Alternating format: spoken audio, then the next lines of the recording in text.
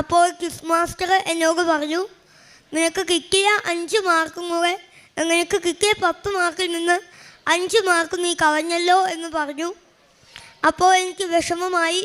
ഞാൻ കൃപാസനം മാതാവിൻ്റെ കാശിരൂപം മുറുക്കെ പിടിച്ച് മാതാവിനോട് പറഞ്ഞു, മാതാവേ, എനിക്ക് -മാർക്ക് വന്നു, ഇനി ഞാൻ എന്ത് ചെയ്യും? എന്നെ കൃപാസനത്തിൽ സാക്ഷ്യം പറയാൻ എനിക്ക് പറ്റണം, അവരെന്നെ വിജയിപ്പിക്കണം എന്ന് ഞാൻ പറഞ്ഞു. അപ്പോൾ മാതാവ് എന്നെ ധൈര്യപ്പെടുത്താനായി ഒരു വചനം, മാതാവ് ഈ കവറിൽ എനിക്ക് പ്രത്യക്ഷപ്പെട്ട് വന്ന് ഒരു വചനം എനിക്ക് പറഞ്ഞു തന്നു.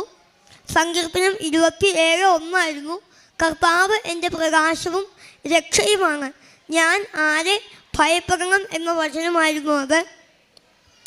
അപ്പോൾ എനിക്ക് ധൈര്യം വന്നു. ഞാൻ ഇനി 3 ക്വസ്റ്റ്യൻസും കൂടെ ഉണ്ട്.